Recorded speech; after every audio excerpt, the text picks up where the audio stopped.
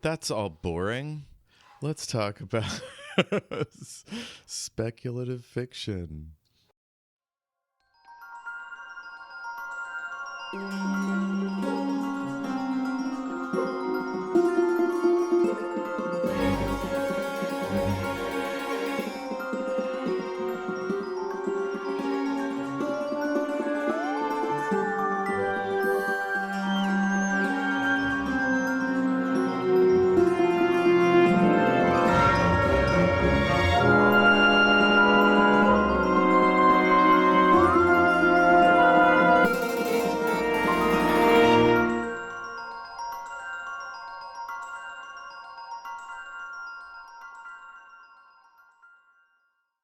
You're listening to The Great and Secret Knowledge. I'm your host, Jeff, and with me once again to talk about Star Trek The Next Generation, it's Sofia.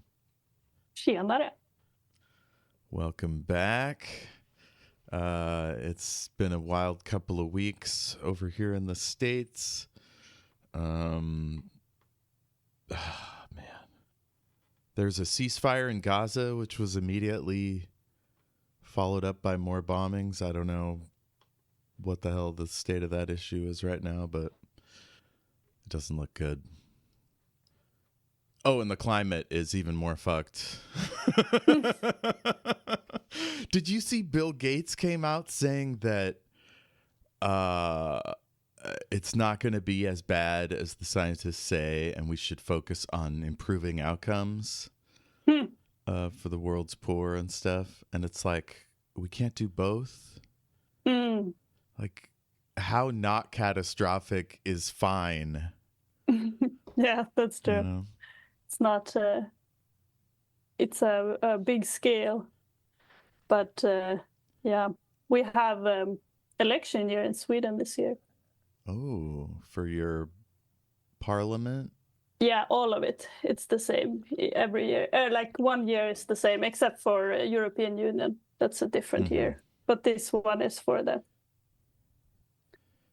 Do you have any sense of how it'll shake out? Or, I'm not saying... Sorry, I'm saying this year, but I mean next year. I'm still like... 2026. It's yeah, it's. I just mean that it's like coming up, you know, it's going to be a year from now. How it's going to shake out. I mean, there's been a lot of dislike of the current administration, but I think that's just how would you sum it up? There's the right-wing party, and then they are not in the current government, but they are kind of in it. It's a little bit complicated. And the thing is that I think that what we can see is that the current the parties that are in the current government doesn't seem to be that popular. But the thing is, the right-wing party is not in the government, so they will probably escape this criticism. And then there is the red-green parties. They are out of the government. So they will probably... I think that they will do better than the previous election, but probably the right-wing party will also do very well. So we will have to see. Yeah, it's hard to tell a year out which way things swing.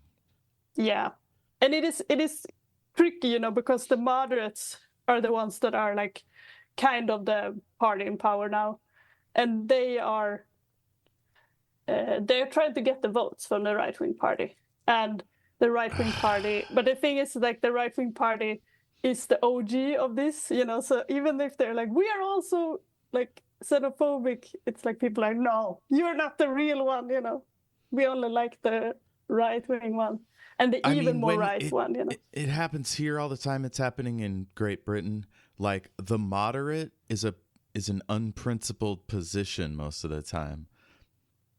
Like, it's we just don't want people to fight, and it's like, yo, we're fighting for actual things. I don't know how it is in your country, but they are not moderate in that way. They're just called the moderates, but they are really more like business, pro-business party. Yeah, nobody likes that. Like, the ordinary people do not like that. No, I think so. The right wing is like the populists, and then there's, the social democrats that are kind of toothless, but they're doing better than a lot of other social democrats. I think because Sweden has a very big history of social democracy. In a lot of European countries, the social democrats are completely dead. But here they are alive. They're the biggest party. Just not big enough for majority. So Wow. We'll see, but it will be a terrible, election because it's so much, always, we call them victim cardigans, when people are putting on these cardigans and be like, poor me, people are oppressing me. And it's like everybody's oppressed. And not everybody can be oppressed, Some, it's like, I don't know. We will see, you never know of the future. I can't wait to get emails from people with opinions on Swedish elections. I think that would be great. Send those to greatandsekretknowledge@gmail.com. We can have a robust chat about that offline. As far as our business today, it's all about Star Trek: The Next Generation, possibly the best episode of season 1. In fan opinion, anyway. What was your opinion about it? I liked it. I thought it was, how to sum it up? I thought it was nice. I'm not sure how to sum it up other than I liked it. I felt like there was a lot happening, but still they kind of managed to wrap it all up. No hanging threads. Yeah, no. So I think that was fun. And I was wondering, because I have not watched or read a lot of old sci-fi, so I wasn't sure about these brain bug creatures, because I was like, ooh, it's like in the Animorphs, but that's from the 90s. So I wasn't sure how new this was, or if it's like... something parasitic beings that take over the mind. There were more than one in the original Star Trek, but it's not coming to mind at the moment. There was the Goa'uld from Stargate that were essentially like the Trill symbiotes in Deep Space Nine. They're like a creature that goes inside you and then sort of runs your life, but they remember everything you remember. In this one, they only remember some of what you remember and not the specifics. And so that's how you can find them. Yeah, that's true. It's interesting that they are that they do have some. They don't really have the memories, so that's in that case it's quite easy to find them out. In the Animorphs, did you ever read Animorphs or watch it? I've heard all about it, but never read them. I don't think that we have it, like the TV show. I don't think that we had it in Sweden, or it was on another channel. But I read some of the books, and I always thought it was fun. It's in that one, it's like the person can still experience everything that this the person is still there and experience everything when these aliens are controlling their body and everything. So I wonder if that is the case here. Will they remember when they are released from this bug? Do they remember everything that they did, or is it like a black space for them? All we get at the end of this one is that Quinn will be fine, but we don't ever actually find out, does he remember it? In Animorphs, are the kids horrified when they find out, or when they come back to themselves? I never read the first book, so I don't know how it was introduced, but it's for them, it's like the aliens are among them in the society. So, and the kids can turn into animals. So that's like their way to fight back. Oh, okay. But I don't know if we ever see if we ever meet someone that had this thing in their brain and was released from it. It's just that for some reason they know that the host, can experience everything. So sometimes at some point they meet, for example, one of the characters' mom has been taken over by this alien, and he didn't know. He thought that she was dead. And then when he meets her, he's like, okay, my mom is actually in there and she will see me and she will know, everything that happens here. Wow. I can imagine it would be really traumatizing if you eventually were freed from the thing, if you could remember the whole time, and you'd be like, please don't do this stuff with my body. Yeah, that would be. So I wonder about this one, if someone killed someone and then, do the people feel like it was them killing them or not. Yeah. I mean, Quinn must have ordered the killings of hundreds, thousands of people, The Horatio blew up and it was a huge cruiser. God knows how many crew it had. That's true. But I feel like it's maybe a little bit different than if it's someone, if they killed a person in action, with their own body, or if it was by their... But I guess, if they use their voice and everything. It seems very... I wonder if the security will be updated now to not be...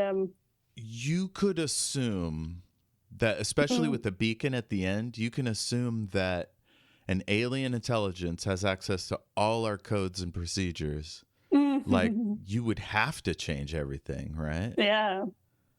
Maybe security gets noticeably more effective in season 2. Yeah, I want the next episode to be people are just off because they have to update all of the comms and everything at all the ships. Oh, yeah. Worf is at a conference. Oh, yeah, that would be fun. Conference. Conference drama. But what do you think about the way that these parasites were, the limitations that they had? Do you like that they didn't have their memories, or what kind of... I mean, they have to have some way of sussing out whether they're controlled or not. This comes up again in the future when we have ghosts take over people in Deep Space Nine and Voyager. They're sci-fi ghosts. It's a little different. Okay. People that were turned into energy beings, rather than, or maybe in Deep Space Nine they might be ancient spirits, and we never find out if they had bodies to begin with. Yes. What was the question? I'm all over the place. I guess if you like the presentation of this, the interpretation of it. Yeah, the only thing I didn't love is the kill the head vampire and it kills all the drones kind of thing. It's a choice you got to make if you've got vamps or zombies or whatever. Especially if you're in a 45-minute episode, you got to wipe out the threat at the end, right? And I think it's Remick the time. They made Remick the mother figure. Yeah. I think what they could have done otherwise would have been to, if they didn't do that, they would have to make it a multiple episode. So maybe then the next episode could be now we are heading to, get rid of this other alien in this place, I think in a sense that could actually be kind of an interesting show in itself if it was only about this alien race taking over people by being doppelgangers. Have you read, who's the guy that read, Butcher's Furies of Calderon? No. So in that series, I can't remember what the series is called, but people have sort of elemental powers, some of them, they're little medieval superheroes, and then but the enemy turns out to be sort of spider-like with multiple queens, and so it's like ants or whatever, they'll send out a queen and it'll create its own new colony. That's got to be what these ones are like, right? Oh yeah, because they have one queen that is they don't send their consciousness all the way across the galaxy. They must have sent the Remick mother monster out, and it just happened to meet Remick.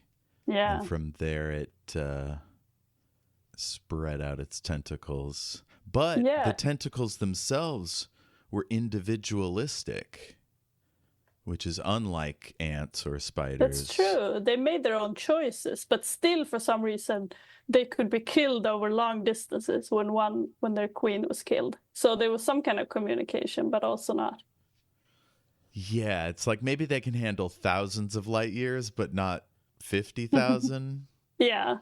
Or maybe it's about like certain types of communication can go through, but not maybe very complex ones. So. Or maybe there's a carrier wave that once it's disrupted, all the people's bugs go, that they die. They have to be sustained somehow. It could also be by design, like maybe it's made that none of them can, for example, defect, or go somewhere else. So if their leader dies, it's like, you all die. Wah! It's like a fail-safe. Yeah. That's interesting. God, they've never brought these bugs back. Oh, that's too bad. That would be so much fun. Picard fans, in season 3, there was this unknown conspiracy like this. And so many of us fans were like, it's got to be the nubbin bugs, right? They got to come back. We never even get the name of their species or their home planet. I don't know why Data wasn't able to track that signal. Oh, yeah. To its destination, but we should call them the Yurgs then, because that's what they call in Animorphs. The Yurgs? Yeah. All right. The Yurgs. Well, let's get into the Yurgs. We begin in motion. Or actually, I wanted to look up the writer and the director. See what else they had done, because the writing and direction was really good here. Tracy Torme wrote the teleplay. Let's see what he wrote Fire in the Sky. Have you seen that? I don't remember. Is that? It was, what's the name of the guy? Walton. Walton was a guy in West Virginia. He and his brother and his logging crew were out at night in the woods, and he saw a light, and he claimed later to have been kidnapped by the aliens and experimented on or whatever. And so it was a movie based on that. It was fucking terrifying. No, I haven't seen. Okay, so he wrote on Saturday Night Live in 82 to 83. Then Next Generation, then Fire in the Sky in 93, which was after this. Sliders, The Outer Limits, and something called Carnival, which I never saw. So his last work was in 2005. And the director was, I wrote it down, Cliff Bowl. Fire in the Sky is really good, but I don't know if that's just down to because I was afraid of aliens or if it was well written. I'd have to go back. The director did an episode of Supernatural, 4 episodes of X-Files, 10 episodes of Voyager. So he stuck with Star Trek for a long time. And, an episode of Silk Stockings back in 93. That's fun. Yeah. Good director. I guess, let me look at the X-Files episodes to see which ones he directed. Small Potatoes, Bad Blood, Chimera, Jump the Shark. I haven't seen any of those. Well, I mean, I've seen them all, but they're not ringing a bell. Deep Space Nine, Dramatis Personae. Oh, he did The Defiant. That's a great episode. I believe that's the one with Will Riker's transporter clone who's become a terrorist and takes over the Defiant. Yeah. Good times. It's rare for a Starfleet to become a terrorist. So that's Cliff Bowl. So we are on motion towards the ocean world of Pacifica. Yeah. I feel like this is a very common thing already, that they are going to some place nice and then they're interrupted. Mm-hmm. And I'm always kind of a little bit disappointed because you get set on this, like, oh, okay, they're going to this place, and it's like, no, I wanted to see this thing, with the beautiful oceans, no, beautiful beaches. That's what Hell I yeah, say. science and beaches. Riker's in charge on the bridge. Geordi's telling Data a punchline. Yeah. And he finds it hilarious. Data then explains the comedic value of the joke, which just ruins it for Geordi. Yeah, but I feel like he should have known this, That's the opposite. In the last episode, I was happy that Picard was very chill with Data. I feel like Geordi is just like, did you meet him before, Right? Yeah. All this stuff would have happened decades ago for Data. Yeah. But I mean, we have maybe to see we could tell, maybe Data was like, no, I know, I can react properly to a joke now. Like, tell me a joke. And then he's like, okay, I will do it. And then it's like, no, you didn't do it right. Troy and Riker are loving this. They look so happy. And it made me want a movie just about the two of them in charge of a ship, just loving each other, having a great time. I hear that the Orville, the captain is a guy who used to be married to the first officer, and they're still like in charge of the ship. That must be weird. Oh, I'd rather them be together. Were they and married happy. when they were on the ship also? I think it's a new situation. I think they were apart for a while. And then I only watched the first couple of episodes. One of them wants to have a moonlight. Oh, Troy wants to have a real moonlight swim. And Data's like, can't you do that in the holodeck? And she's like, that's not the same. And then Worf goes, swimming is too much like bathing. Swimming is too much like bathing. I guess Klingons don't bathe? Yeah, or maybe they don't like it? They just lick themselves. Oh my God, give me that scene of Worf grooming himself. But maybe, like you said, maybe the bathing is just a practical thing. So they're like, no, like you don't bathe for pleasure. It's only for necessity.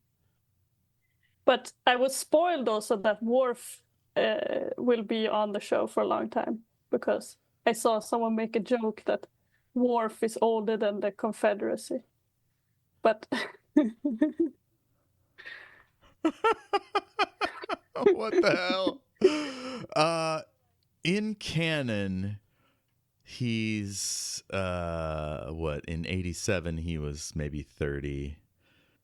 And in Picard's last season, it was like 50 years in the future. So in human years, he'd be like 80.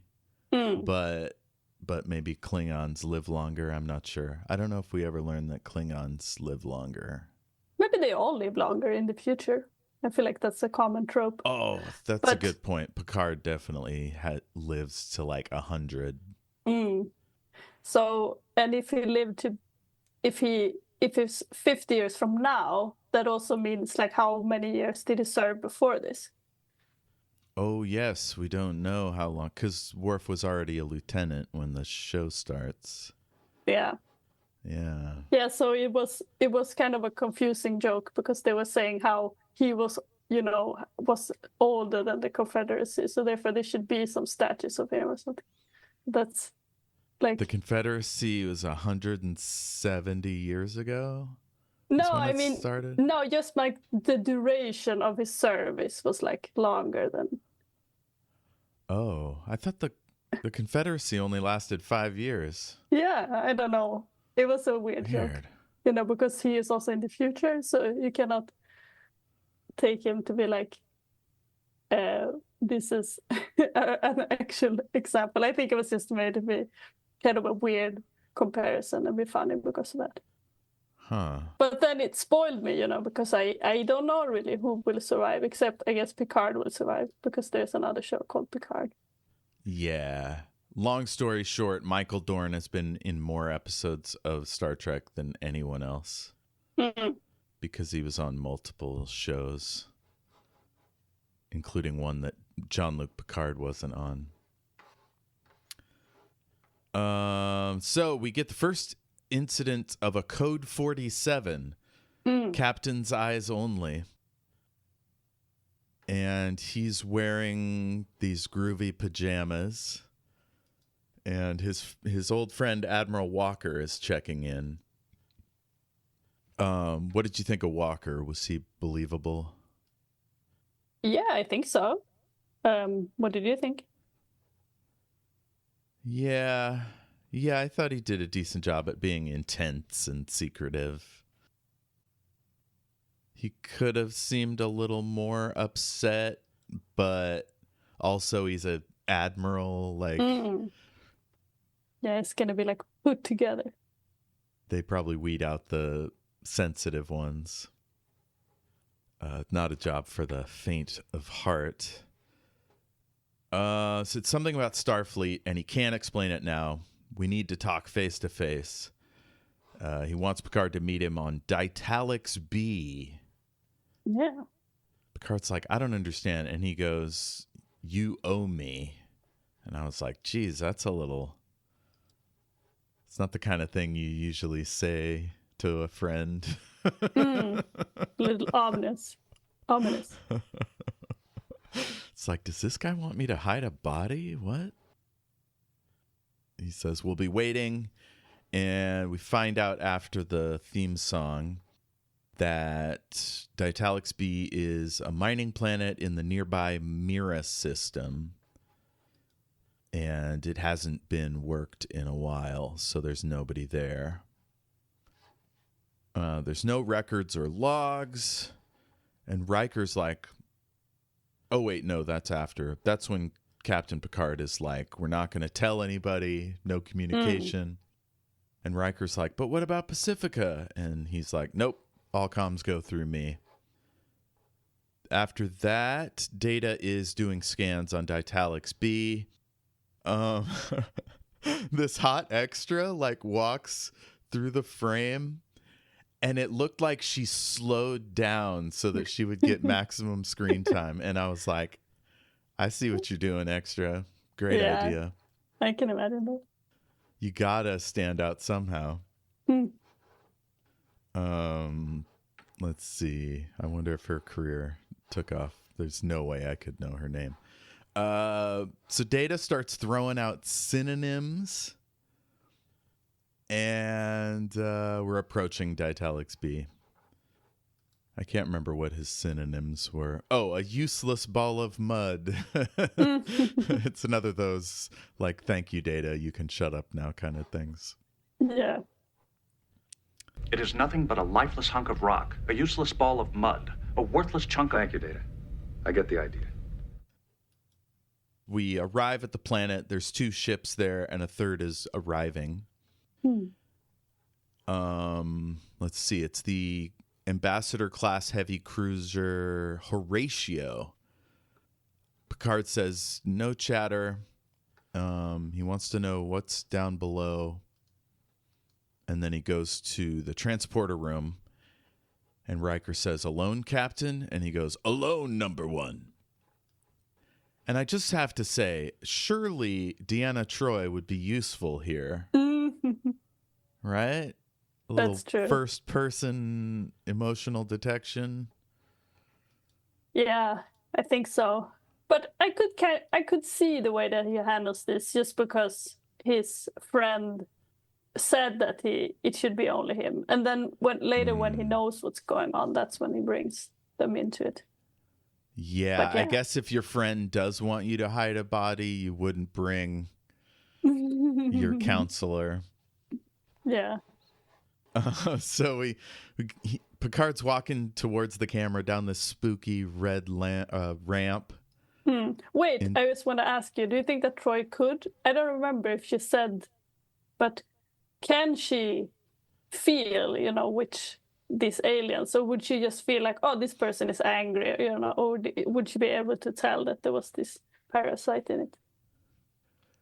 She clearly can't, at least over the view screen, because she does get a sense of emotions later when HQ calls. The Admiral's there. But maybe in person she could? Yeah. Because she can't from orbit for whatever reason. It's interesting. It's like she has to see their face to pick up anything. Yeah. I mean, it's interesting that she would even get anything from a view screen. But I guess you could have screens that record. If they know about these different signals, maybe they could record different emotional signals and stuff as well and send them on. Oh, man. Okay. Check this out. It's an elite team of Betazoid diplomats/spies, right? And they've found ways to project particular emotions so that when they're on calls with each other, they can talk without sign language just by like which emotions they project. Now they have to, some of them have telepathy, or a lot of them do. She's different because she's half Betazoid.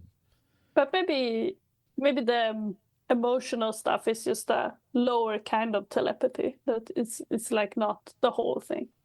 Yeah. But anyway, if you could do it through a view screen, you could do a lot of private communication that way. Yeah.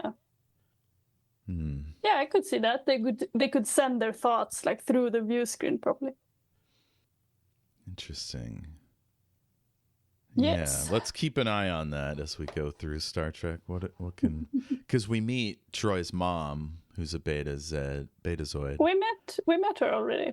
Yeah, I can't remember if she can telepathy through a view screen or not. No, I don't think we saw that. I think she is on a view screen with Picard at one point. Yeah.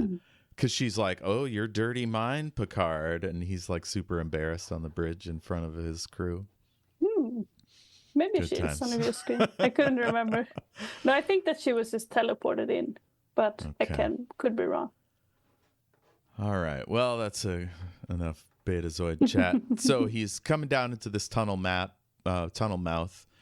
and the walls look greasy. Did you notice this? No, but I like the setting. It looked really creepy. Yeah. Yeah. So And Starfleet officer, go ahead. Oh yeah, the alien looked cool with the ridged face. Yeah, the Starfleet officer. I think he played multiple roles over the course of the series. But he has a phaser. His name is Rix, I think we learn later. And then Walker comes out, as well as another officer who we learn is Tryla Scott. Walker gives him the classic "Where did we first meet?" question, and Picard they go back and forth, and the guy is convinced it's Picard. So many different questions as well. And when I was watching it, I was wondering, like, but just do the voice recognition. But I guess now I realized that wouldn't have helped. Oh, you were thinking maybe they're chameleons, or it's like technology that makes them look like someone I else. thought it was some kind of like a robot, imposing or something like that. Yeah. We've seen with Data at certain points that he can mimic people's voices exactly. So that's probably not a good way of proving Yeah, but they have them. who someone is. In this episode, they have the verification when they're like, verify that it's you, and he does it with the voice. So then it doesn't make sense if they don't trust this voice recording. That's a great point. But it's only one Android, right? So maybe they're like, we can't change all of the systems just because of one Android. Yep. Maybe that's another thing they'll change for season 2. Update that security hole. Yeah. So they're meeting to discuss this new threat. Oh, he knows who Tryla Scott is. He said, "You made Captain faster than anyone in history." So these are notable captains. They're meeting to discuss an unnamed threat. 3 people Picard's heard of are dead, but it's all sort of flimsy, this conspiracy. Walker says that that's their weakness, the lack of memory.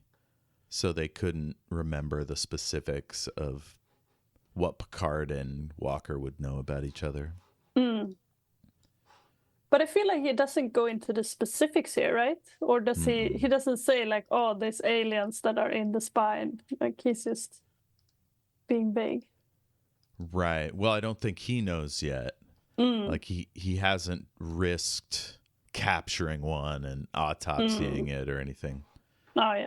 I think he wants to gather forces before he makes his move. Which, if you remember from Coming of Age, when we met Admiral Quinn, that's kind of what he was trying to do as well. Like, get his forces around him. Yeah. Walker believes that his first officer and medical officer are compromised. And then Picard starts walking back up the ramp, and Rix goes, "Watch your back, Picard." And the way he read that line, it just sounded so like the guy was trying to intimidate him and not give him helpful advice. Very weird. Yeah. In the ready room, Troy and Picard talk about his plans. He says he trusts Walker implicitly. He says, "Friendship must dare to risk, counselor, or it's not friendship." Thought that was a nice line. The script doesn't really say how much Troy is getting from these interactions, but I just wrote in my notes, I wish they used her more. Just in general, but also in this episode. Next, we're reminded that Beverly Crusher is on this show. She arrives on the bridge, and she's like, did you see Walker? Can I see him? Like, they were clearly good friends. And this is a known thing about Gates McFadden, the actor that plays Crusher, that she will often act better when it's a normal, relatable thing that people do. Rather than when she's doing doctor talk or science and engineering. She gets better over the course of the show, but yeah. So this is like, oh, an old friend is in town. Can I see him? Oh. And then they fly to their next position, and they come across this debris field. And because she's on the bridge, we get to see how crushed she becomes when they find out Walker's dead and his entire ship is blown up. After that, he's bumming out in the conference room after the death of Keel. He's telling Riker, he's filling Riker in on the situation. And Riker doesn't buy it. He's like, "I don't believe in this conspiracy." I guess he's supposed to be the Scully of this episode. So Data is fascinated by what he's learning. He says something about a human idiosyncrasy. I wonder if that's... It's because... he was in his quarters talking to the computer. Yeah, he was when he was learning all that. Like, but I think you're skipping over because Picard says to Data to do like this research about this, looking for the people who, the mysterious deaths or something. Yes, and also the strange, unlikely orders. That was one of their suspicions, is that strange command decisions are being done. And so that's when he finds out about the bases and stuff. That's true. Yeah, and then he talks to himself, and he's like, "Oh my God, I talked to myself." A human idiosyncrasy, triggered by a fascination with a particular set of facts, or sometimes brought about by senility, or used as a means of weighing information before reaching a conclusion, or as Thank you, sir. I comprehend. It's like even the computer is sassy. Yeah. I asked, where the hell is Wesley? Is Wesley just off the ship? And somehow I missed it? I went to the internet. They had no answers for me. Yeah, I mean, I think in universe there could be a lot of explanations. Maybe, I mean, I'm sure he has some kind of schooling that he needs to do as well. He can be off. Yeah. He's on a holodeck field trip. Yeah. So Data comes to the conference room. He says, my orders were to search for anomalies, abnormal patterns. And he shows them what he discovered, that someone has been shuffling command officers mostly around Federation bases. Riker's like, this could be a prelude to an invasion. So Data essentially suggests they go to headquarters and find out what's going on. And they're going back to Earth to see Starfleet HQ. Yeah. And this is the weird thing. We talked about this already, but they are so close to everything. They're just like, oh, let's fly back to Earth. And I'm always thinking the idea is that they're out exploring, and you would imagine they're just going out, from Earth. Right. If now we don't know how close to Earth Ditalix B is. It might have been halfway or even closer to Earth. Yeah, but that means that they were heading back towards Earth to go to this ocean world. But I think what I thought about last time I brought this up was that they are not exploring straight out. They're just exploring in different areas. Yeah, it's kind of like they go out to an undiscovered area, then they come back to regular space. And then sometimes they come back even closer to Earth to go to conferences or pick up people or whatever. Yeah, that's true. But they rarely come all the way back to Earth. Yeah. That makes sense. And I guess, the further away you are from Earth, the more area to explore. So you would not need to go. It's not like when you're on Earth where you just head to the farthest side of the globe or something, because here it's like everything is far away. So. Yeah, in Starfleet everything's closer together in a sense, just so they can fit stuff in the same frame and things. Yeah. And they kind of explore the way we did in terms of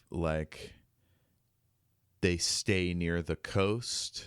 You know what I mean?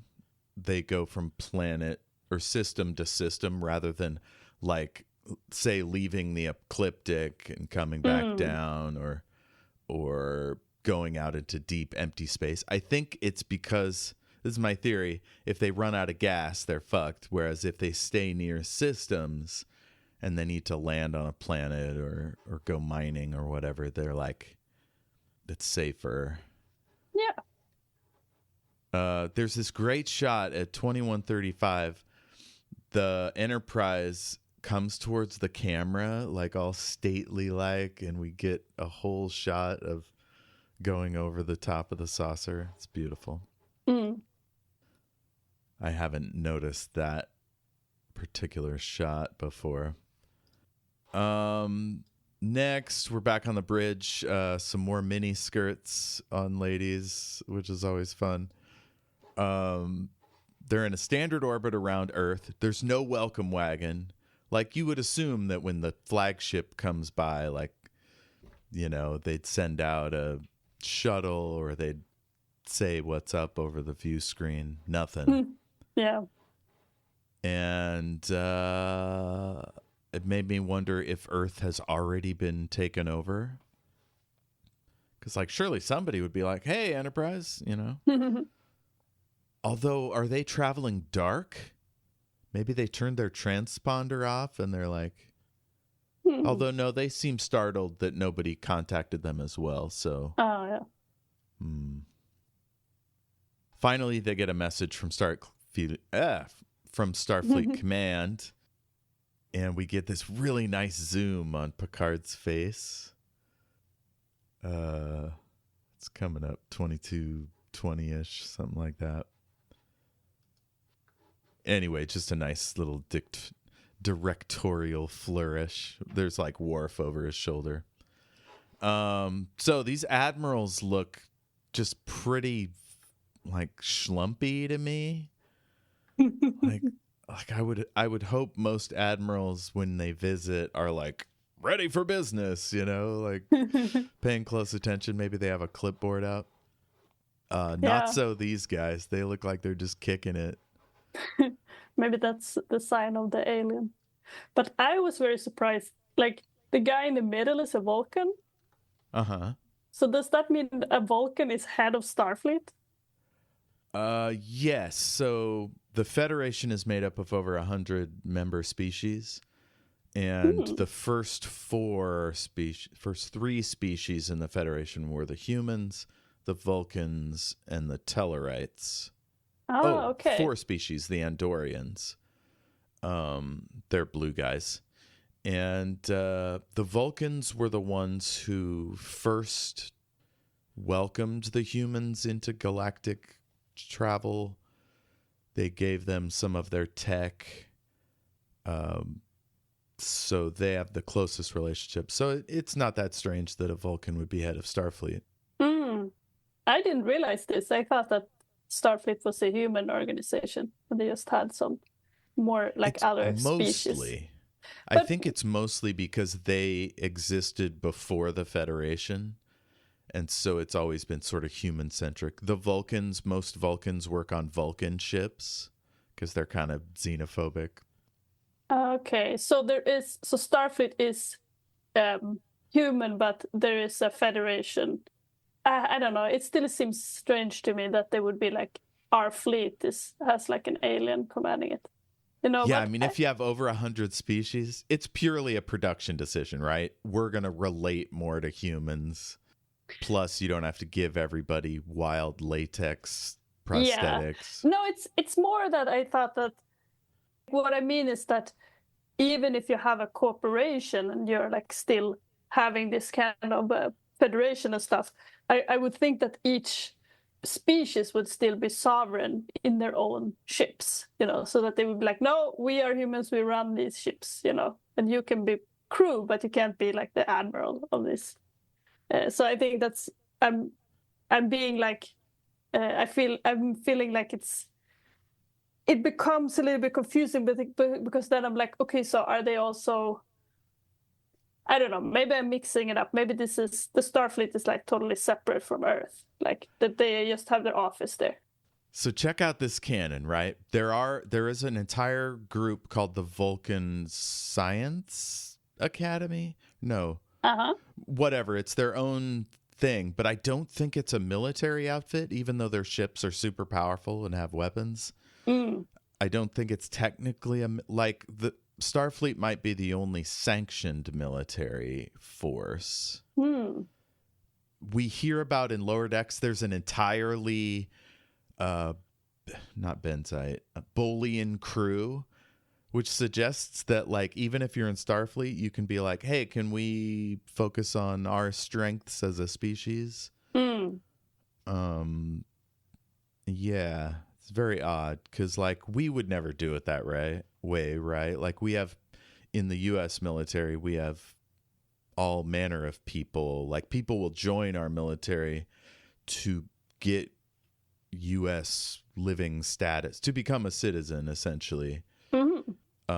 Our ethnic diversity is huge, like, in terms of compared to a lot of militaries. But maybe it's like if Earth all got one government, the Swedes would still have their own sort of quasi-navy, things like that. They wouldn't necessarily all mix. I guess I feel like when there are different species, it becomes more fundamental. Like, I feel like you couldn't just, because I don't know how to explain it, but like the people that are half of one species, for example, they're still this species. They are not like, oh, I was raised on Earth, so therefore I am a human. Like, they are still identifying as their own species. So that's why, like, sure, if this person was like, if this Vulcan was like, oh no, I'm an Earthling, or whatever it's called, Earther. Maybe then he was raised on Earth. Yeah, so if he was an Earther, then I would not have thought it was weird. But it seems like it's much more about blood than about, soil in this It doesn't matter like who you were Yes. raised by. It's more about what kind of species you are. So much of the original Star Trek and the movies was about Spock's heritage that he chose early to like work with and for humans. But he also, the older he got, the more Vulcan he became, and the more dedicated to Vulcan society or whatever. But he never left Starfleet. So it was, or the Federation, he never changed citizenship or anything. Although they're in the, yeah, it doesn't matter. Spock, there's a lot of storylines about that. Yeah. So yeah, we got a Vulcan, all that from a Vulcan admiral. Where are we? Oh, it was weird that Picard didn't know two of those guys. Like, he's been in Starfleet for decades. Why wouldn't he know the admirals? Yeah. Do you think that they were new? They were part of this coup thing? That's interesting. Maybe. It just makes me think that like Starfleet is so big that there could be admirals that have been promoted recently that he wouldn't know anything about. Yeah, I think that makes sense. And maybe they have a lot of turnover. Like maybe it's like every year, it's like a new election or something. New people. Yeah. So Troy can't tell that they're aliens, only that they're hiding something. And I was like, of course they're hiding something. They're admirals. Like they know all kinds of top secret shit. That's true. Worf is really suspicious. I don't like it. You can't trust them. So the admirals invite Picard to dinner, and Quinn says he can't come to dinner, but he'd like to see the ship again.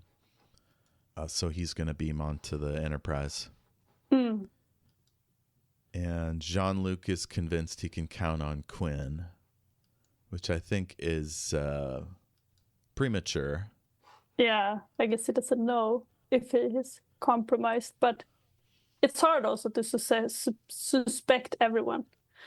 But I was thinking when he talked about how Picard and Riker would be coming down to the planet, I was like trying to decide, like, are they the ones that are going to be compromised, or are the people on the ship going to be compromised? I was sure that either one of them would be while the other was away, you know, so that they would be like, they come back and they're like, oh, who is this one, you know? Yeah, I mean, it's a classic move when you're doing a secret coup is to have an agent in every position of power, like every area. So they'd send Quinn to suborn, in this case, Riker, and they probably would have moved on to his second in command, who I believe would have been Geordi. No, they were supposed to suborn the doctor. Oh, the doctor. Yeah, that's another good way to do it, because she could call people down into sick bay and dose them and and all that.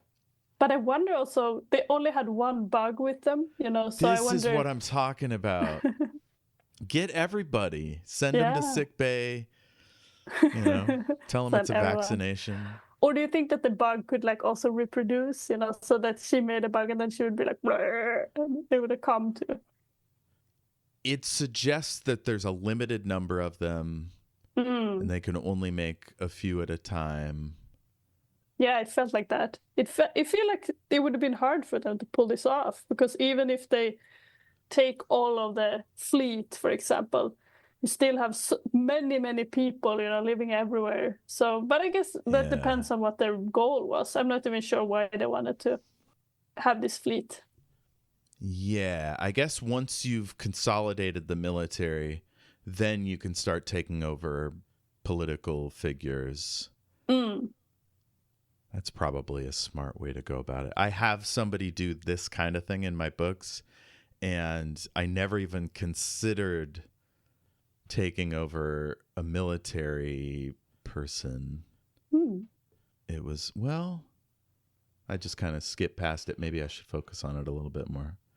Because, yeah, they're very important if you don't get into the military. Yeah, they can be tricky.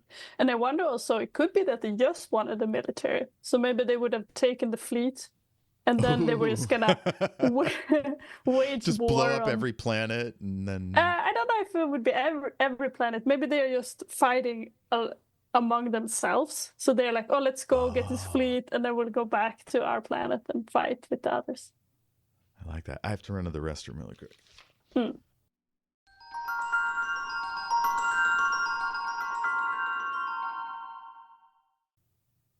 So it's a Starfleet transporter room, and we get a guy who has a laptop.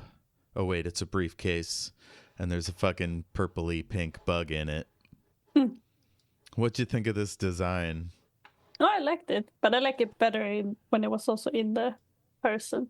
But I thought it was nice.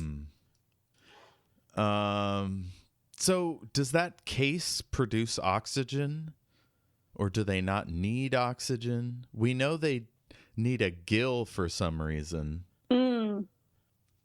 Maybe it doesn't need so much oxygen, or it's there is some holes, maybe like breathing holes.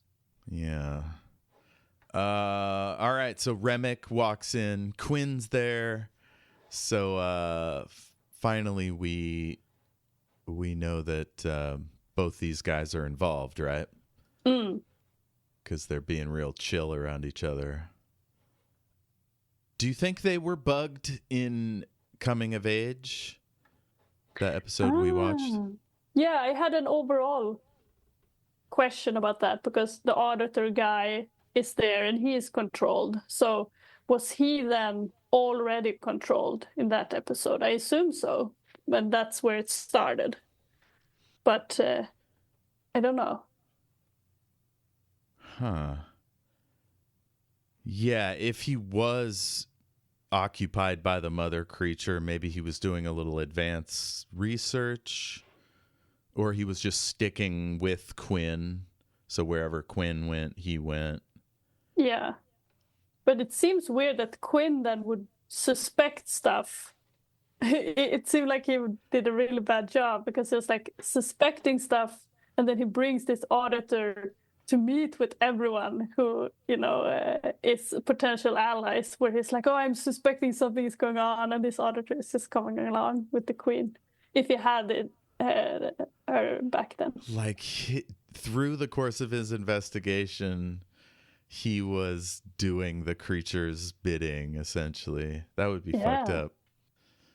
I think it's more likely that Remick got infected at some point between that episode and now. Yeah. The Queen might have moved host. Oh, yeah. But it's interesting to consider. I don't think they can switch hosts because they integrated so much with Quinn's body. Yeah, but maybe they could leave the body and the body dies, but then they move to another. But yeah, you're right. They're so big, it would be hard for them to move, probably. Yeah.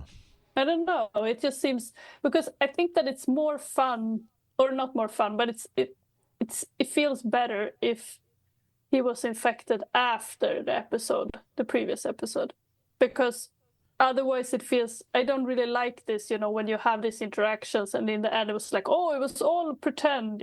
That's not that interesting. So because he had some personality in that episode, and then it's boring if it was all just a hoax. Yeah, this way we can kind of feel bad for Remick or Quinn or both, rather than, yeah, he was always a baddie. So Greg appears on the Enterprise. Picard and Riker meet him. Picard says, "You're looking well." He's not tired anymore. Bananas. That'd be like meeting your 80-year-old grandparent and they're just chipper and like, wow, are you on steroids? What's happening here? Yeah. And I guess that also is it's a sign that he has this, energy. But I also think because before he was so worried about this conspiracy, but now that he's taken over, he doesn't have this stress anymore. Yes. Yeah. And the fact that, I would think if Quinn was still investigating, he would give him a wink or a heads up or try to separate him from Riker or whatever. But here he's just like, hey, no problems, on top of the world. I guess that also proves then that the Auditor guy was not maybe taken over at this time, because they Yes. didn't have this information about Picard having been briefed. Well, and two, like, you would think if you'd taken over a powerful admiral, you wouldn't need to then pretend you're really upset to try to track down all these conspirators. Like, it's a little too Byzantine. Yeah, no, I didn't mean that he was taken over. I just meant the guy that had the queen. I don't think that he had her back in the previous episode. Okay. So Picard does a reminder question. I can't remember which it is. But he can tell it's not Quinn, because he tells Riker that's not Gregory Quinn. So I was wondering, is it because he's hardy, or maybe it's because he humbly apologizes and like Quinn would never do that. Oh yeah, I love that trope. If someone is being too nice, and it's just like, oh, it's them. It's like in have you seen Thelma and Louise? I have not. I mean, I think I saw part of it, but No, it's very funny in one scene. There's like they call this person, and then he's being very nice, and then like, oh, he knows. And they just hang up directly. that's fun. Yeah, that'd be like if me and my brother didn't like check each other or whatever, give each other any business. So Picard tells Riker the deal, and then he beams down to the planet. I wrote, this one is so engrossing. This is when my first watch started to like the notes weren't as extensive. Yeah, so at headquarters, these weirdo admirals are all there. There's one named Aaron. I called him Old Rogan. If you watch, you could tell why. He has a round face and I don't know, seems silly and not very smart.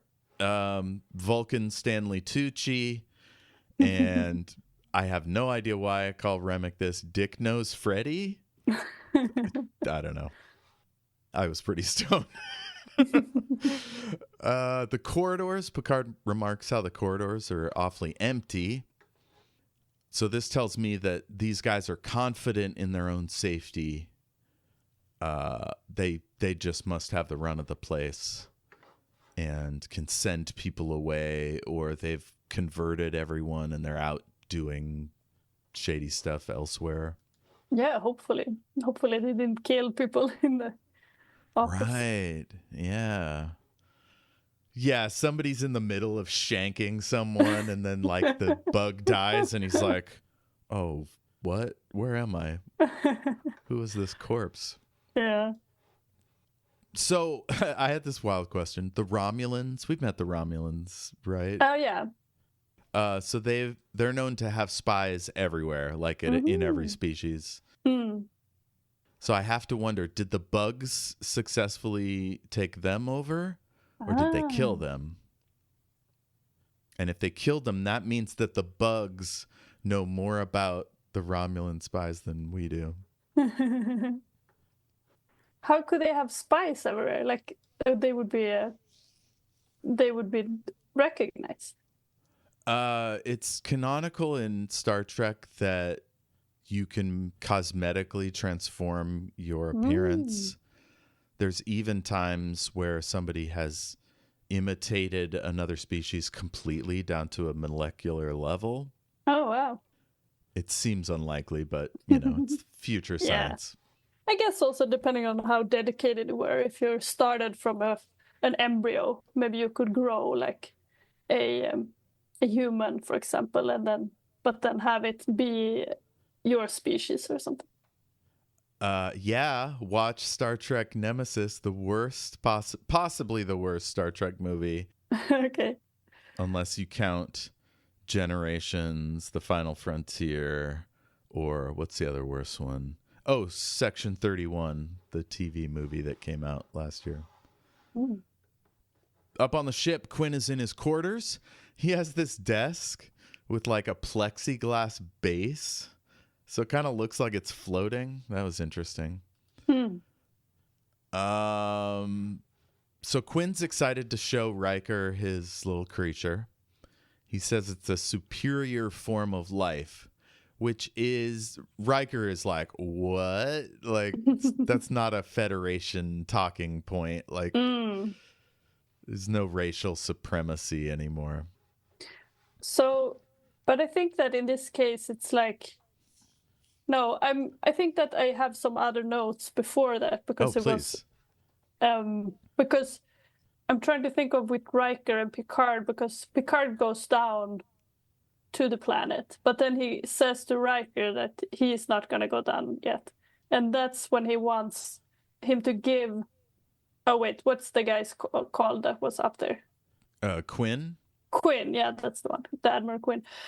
So he wants Riker to give him like a full medical examination. And to and Riker's just like, how? It's like, I don't know, just do it.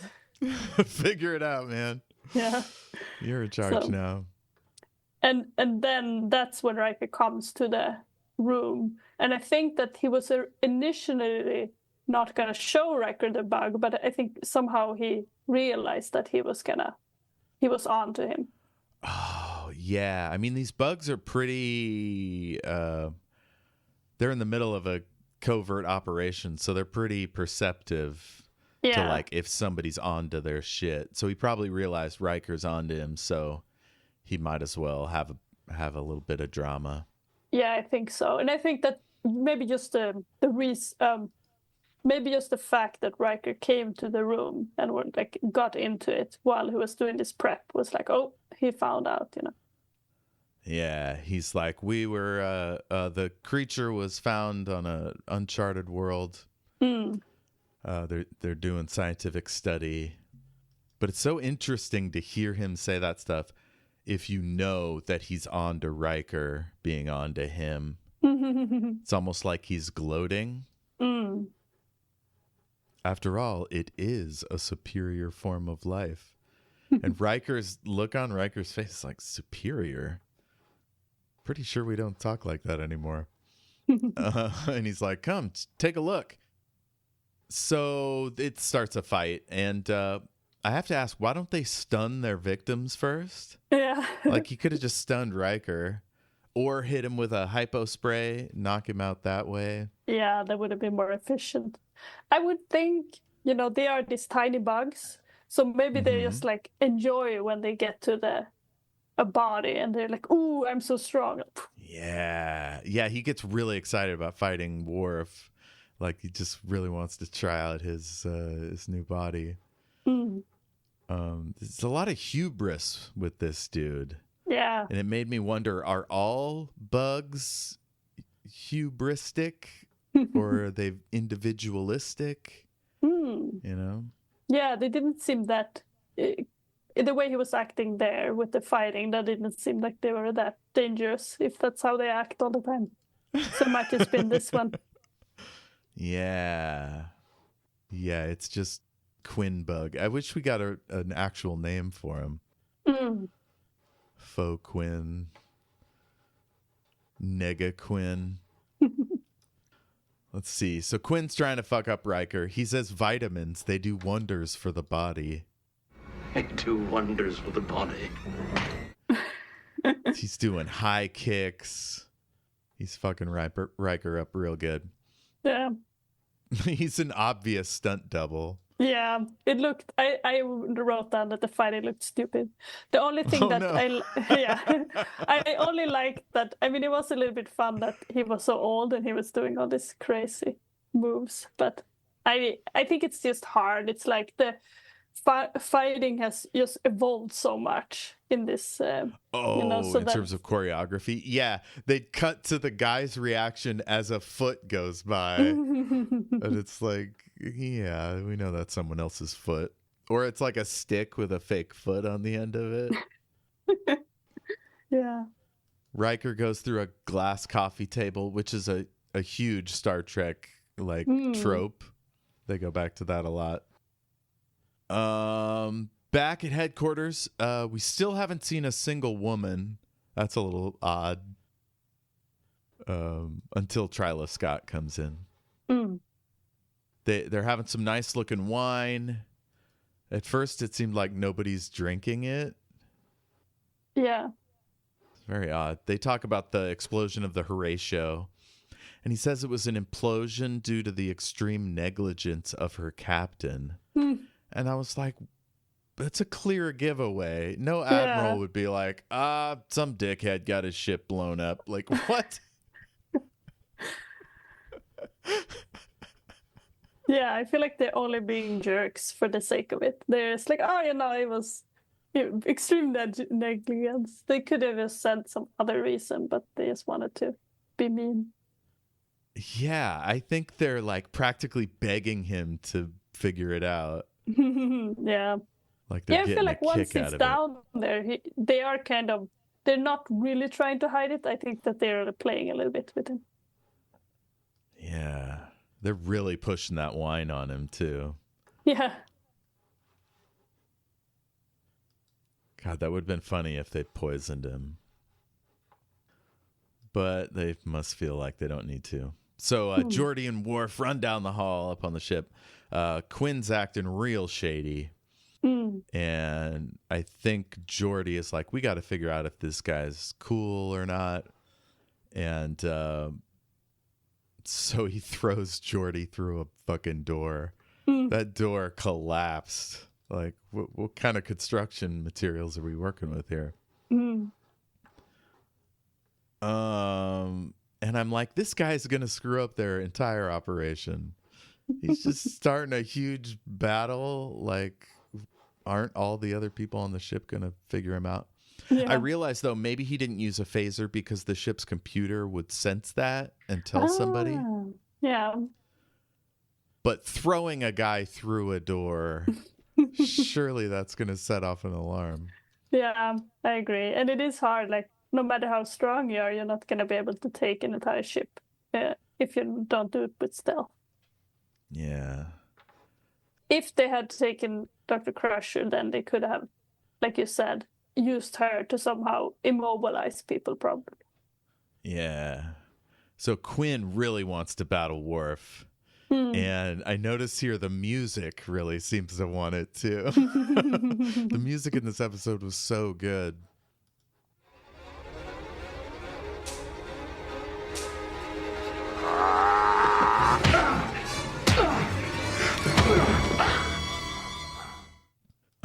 Yeah, and he just beats the hell out of Worf, takes him down, and then Beverly Crusher shows up and shoots the hell out of him. I was like, fuck yeah. She doesn't look like she enjoys it, though. I think it's hard for a doctor to intentionally kill someone. Yeah. And I think, like you said, it was like, they say later that you have to, or am I misremembering? It's like they had to put it on kill, like they couldn't stun. But then when they do put it on kill, they don't actually die, the bodies. So they are more hardy. So this is a thing I find unlikely, right? So she decides, here, I'm a doctor, but these things are super tough. I'm going to have to go kill. But when it hits a human body, surely, no matter how tough it is, it's going to vaporize. It's on kill. Yeah. So these cells, it somehow makes your cells produce force fields. I don't know. They are a superior being. See that? Yes. Oh. It's like physically superior. I was just wondering, like, if a being is too superior, is it allowed to join the Federation? Or is it like, we can't work with you, you're too good? Yeah. I think if it was just better strength, that would be fine. But yeah, if it was like better in every way, I'm not sure. Maybe people would feel too weird about it. Yeah, the level of technology between humanoid races seems to be similar until they meet the Borg. Who seem to be, their tech is way better. So, yeah, the guy asks Worf, do Klingons fear death as much as humans? And Worf is not wasting any time with words. Even though he's already fucked up, he's like, nah, I'm not going to have a chat with this guy. Crusher shoots him. Geordi gets up and literally says, oof. And then he goes, if I could see, I'd be seeing stars. I would like to know, if you're blind out there, do you occasionally like do bits about being blind? Is that a thing people do? I feel like in this instance, probably not, because it would be, I mean, I could see it maybe being in a more of a conversation when you're like aiming it at someone, but I don't think that someone would just like in a general, we just be like, make a joke like that, but I don't know. Down in sickbay, Crusher's scanning Quinn. Worf just is sitting right near the table just in case. He looks like he's itching for a fight. And then Beverly finds the gill. And I wrote, oh God, it's so nasty. Yeah. It's like worming around. Ugh. Yeah. That was gross.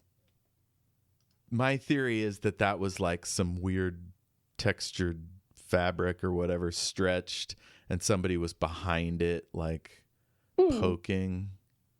It didn't look like it was somebody's skin. So down at headquarters, Jean-Luc Picard is with Aaron and the Vulcan. I can't remember his name.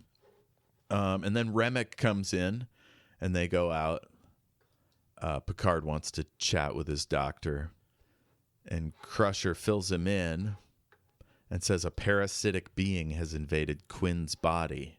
It's got a little gill that pokes out of the neck.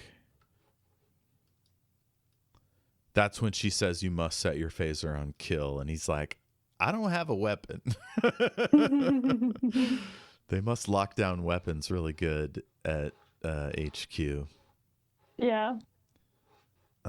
He tells the admirals he has to contact Riker. They're getting down to their dinner business.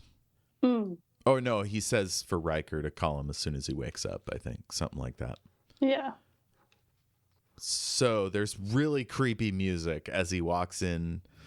We've got these conspiracy tables. There's a show called Neon Genesis Evangelion, and anytime the conspiracy meets, it's like real dark and spooky, and they're around this weird table. It's not quite as dark in this scene. They rarely turn the lights down low on Star Trek. This particular Star Trek. They want Picard to eat maggots.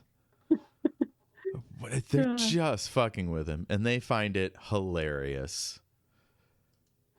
I got the feeling like this is pretty human-like behavior, like messed up humans, but you know,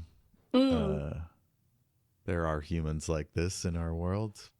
Yeah, it makes you wonder if they are being affected by the personality of the host, or if they're just acting like this with every species. Yeah, are they naturally sadistic? Is this a particularly mentally screwed up version of the nub and bug community? Or is it just their government? Or is it like all of them? Which seems a little speciesist, but who knows? Riker comes in and keeps Picard from escaping. Yeah, and I think at this point we are not sure that he is not infected. At least I was not.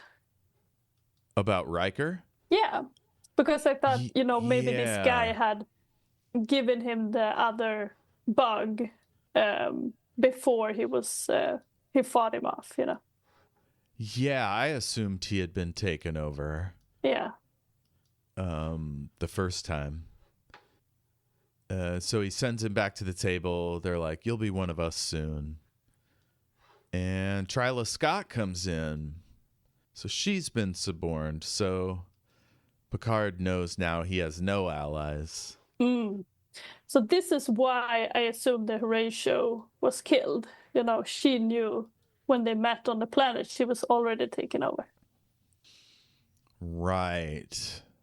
I wonder if Rix was also bugged at that time. Oh yeah, that would suck. Everybody's just already taken over. I think maybe Walker, I think it was like a Flight 93 thing. I think Walker tried to defeat his first officer en route, and he wasn't able to do it, so instead he sabotaged the ship. Oh yeah, that makes sense because there were already some people aboard, so it makes sense that they wouldn't want to just blow up their own. But then maybe he did it.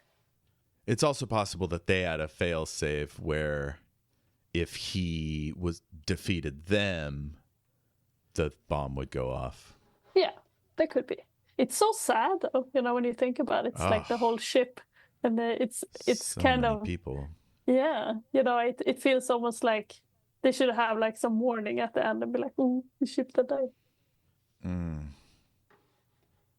Oh, they didn't find any bodies, so they could have put all the employees onto those other two ships and just blown that one up.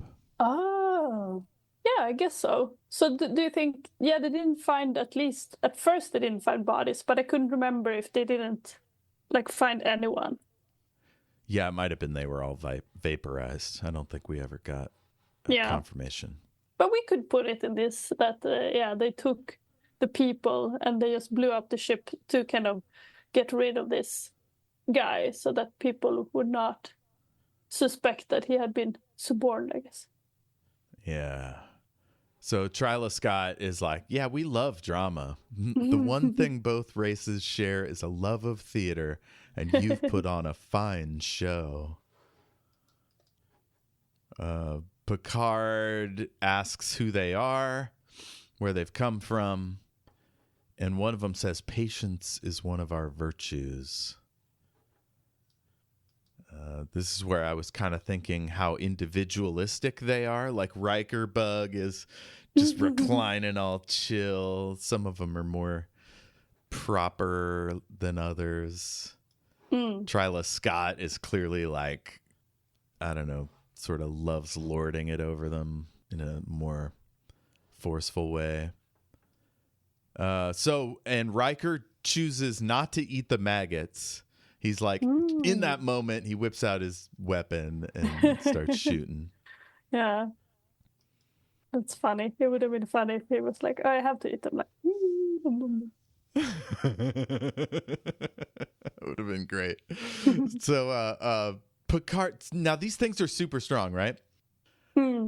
After a shot is fired, Picard turns and pushes up Twyla Scott's arm in the middle of her shot. And I was thinking maybe when they're freshly converted, maybe they don't have a strong bug. But I think she was converted a while ago. Yeah.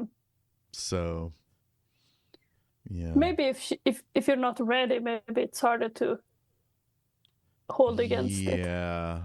Yeah. She goofed either way. Like, it's her fault the conspiracy failed. Yeah. Picard yells, Aaron, and starts chasing old Rogan. Yeah, that was fun, the running. I loved it. Yeah. What did you think of the animation as the creature crawled out of his mouth? I don't remember that particular one, but I thought the animation later when they see the queen creature, that was cool. But I didn't. The other one was fine, I think. I didn't really notice either way. I think it was stop motion, but unless it was updated with computer animation. The way it moves is kind of jumpy. More awesome music. Running Quinn. They get him. Critter comes out. And they meet Remick. And he's acting just real imperially. He seems to think he's still in charge. Even though they're there with weapons. The Quinn bug crawls up and into his mouth. Yeah. I think Picard wants to do diplomacy. And so he's like, Will, don't shoot yet. He wants to really, I don't know, maybe try to see if they can make peace with this species. Yeah. And so to not kill him. But they are unable to make peace. The guy's last words are, "We seek peaceful coexistence." And it's like, dude, you're doing it wrong. Yeah. And they shoot the hell out of him. And it's like they live. Like his face melts off. And then his like heart starts to open up. Like his chest is melting away. Really gross. And then we see the mommy bug. It's almost like she took his spine and organs and turned it into this creature. I wonder if all of them would have been that big eventually. I think the idea is it's like ants with like the ant queen. Oh my God. I paused it when her face turns to the camera and you could her little eyes look like people eyes. So weird. Yeah, she looked creepy. That's a great puppet. So apparently that was the mother alien, and the chest cavity was full of other bugs.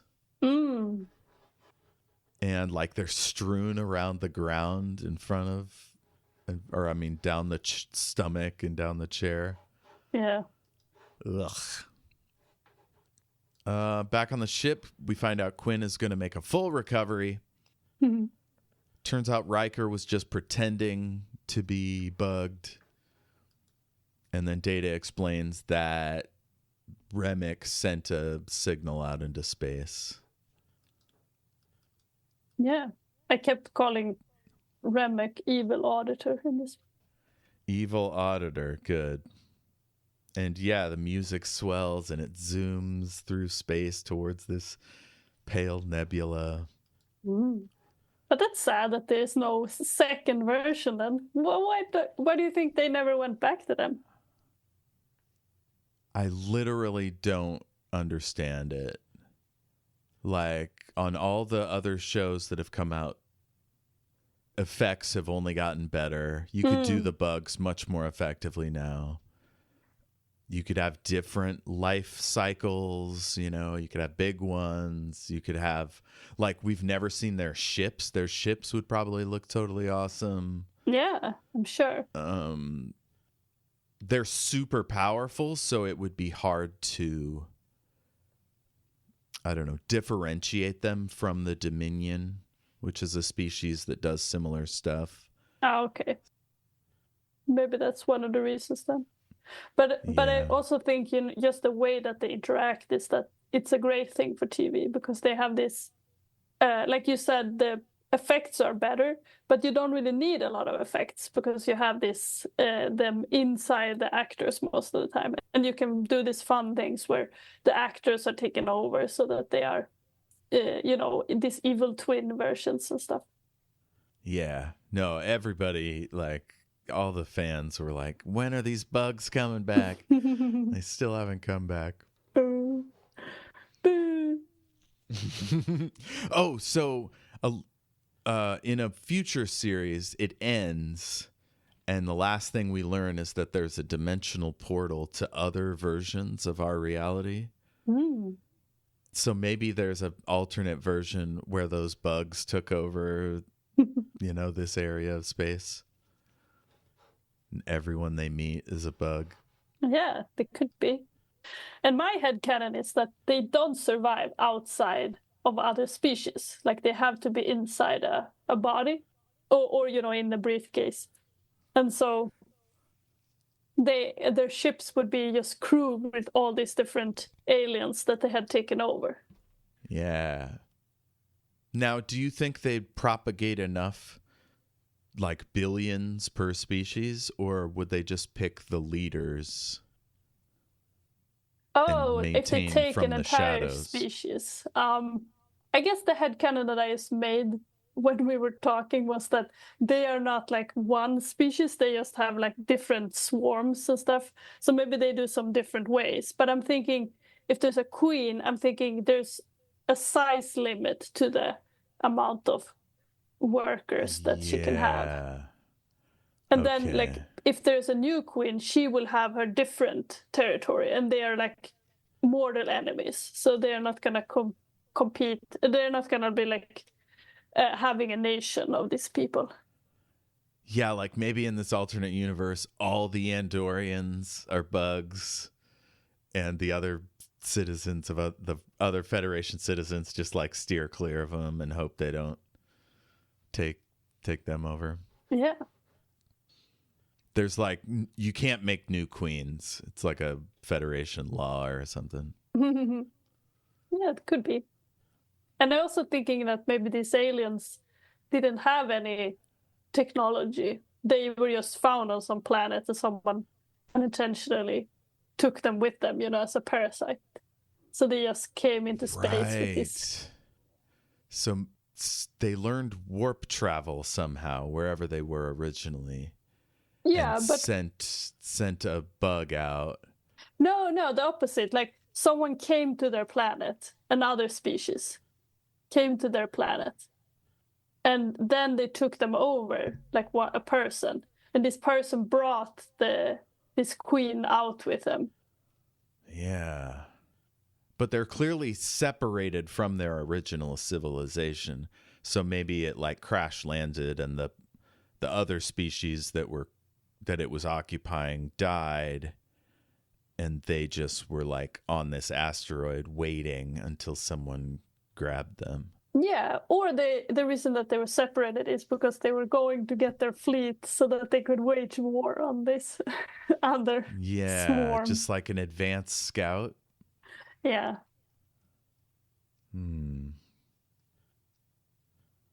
Yeah.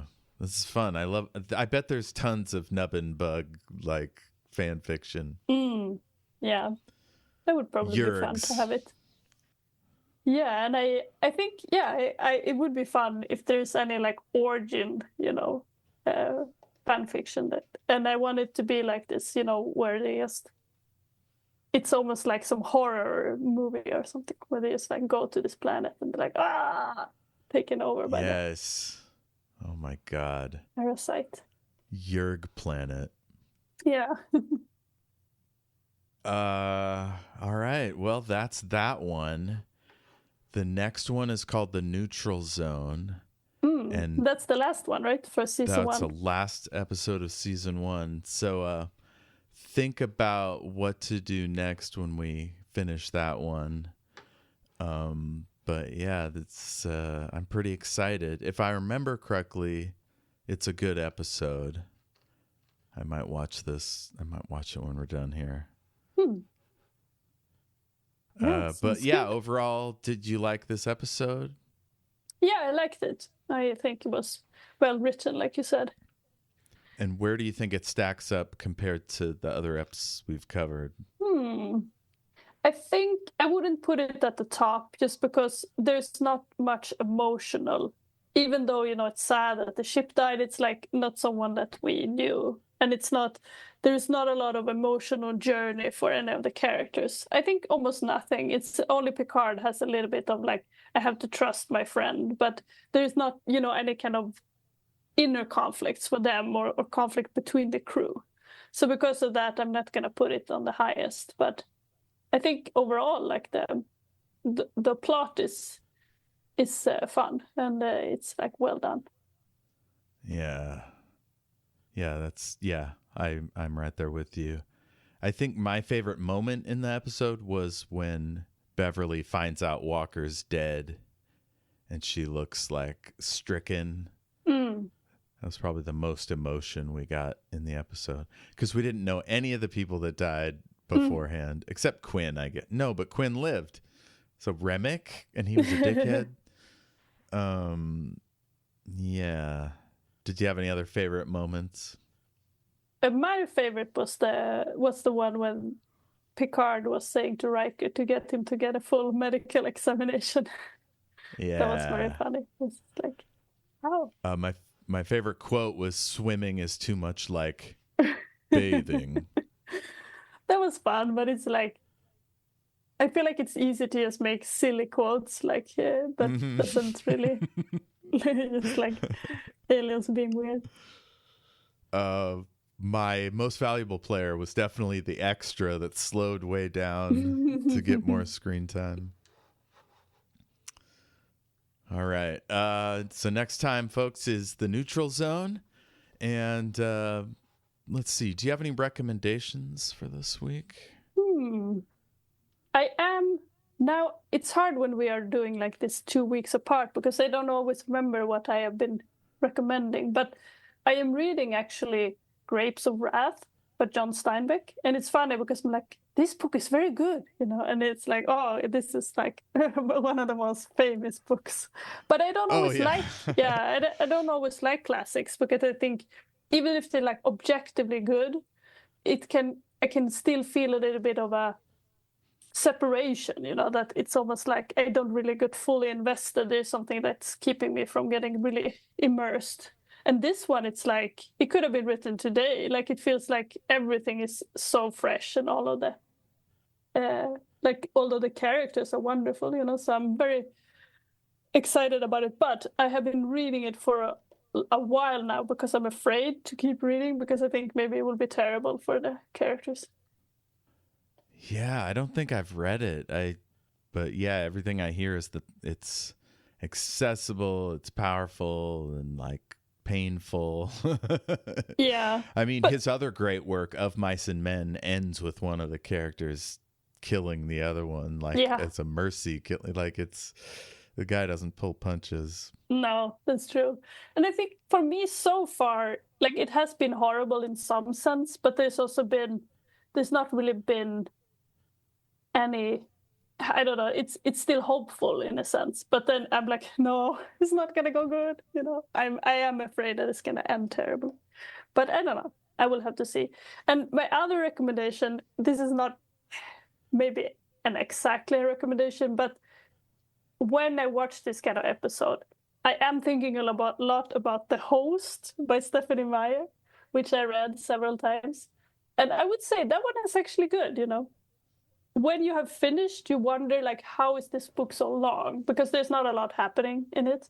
But I think it's a really fun take on this kind of parasite alien, because it's about this Earth where all of the people have been taken over by these parasites, except some wild humans who are, trying to fight back. And it is like mostly a kind of a weird love, what do you call it? A love square, with this like people who are the alien and the people that are taken over by the alien. And yeah, I'm not going to go into it, but I think it's fun. That sounds good. Yeah, if people want to have like kind of a light read where there's not a lot of action and the ending is kind of anticlimactic, but it is like fun interactions, I would say. And the movie was not at all as good. Oh, there was a movie? Yeah, they kind of botched it. I just read the original Mary Poppins novel. It was really good. I still haven't finished Queen Demon, Martha Wells' latest book in the Witch King series. Yeah, most of my recommendations I just blew on my last episode. So it's good that you're keeping track. Yeah, read Queen Demon with me. Oh, and also, if you like these parasite stories, a great episode, or I guess it's called the serial, is a fourth Doctor story called Terror of the Zygons on Doctor Who with Elizabeth Sladen, who played Sarah Jane Smith. I won't spoil too much, but there's a species that is imitating the locals, and our heroes have to figure out what's going on. But yeah, any other big parasite taking over? Oh, the Invasion of the Body Snatchers. In fact, I'm going to add that to the horror list. But I have not seen it, but that one is not parasites, right? That's like just some kind of clone doppelganger thing. Oh yeah, I guess there is a distinction. They're just copying bodies rather than inhabiting them. we've covered The Thing on this program. So if you haven't watched or listened to our coverage, check that out. That's with was that with Dave H? Yeah, I think that was a Dave episode.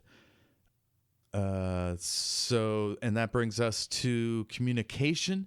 If you want to reach Sophia, contact us through our email. That's great. And secretknowledge@gmail.com. To reach me, it's at El Jefe Tacoma on all your socials.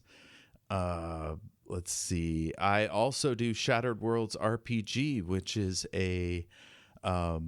it's an actual play podcast set in the world of my books. It's kind of climate changey and protecting the world from evil sort of a thing. It's cyberpunk, it's fantasy, it's space. And the other one is Omniversal Escapades, which is a Twitch stream every other Sunday at 6:30 Pacific, or archived at youtube.com/Omniversal Escapades. Listen to all our other series. Check out the Vor game. That was a good one Sophia and I did. And get to know us.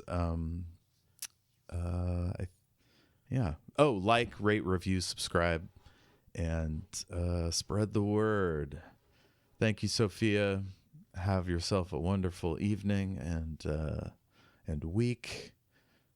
I'll see you soon. Yeah, thank you. Hey, då. Thanks, everyone. Friendship must dare to risk, counselor, or it's not friendship.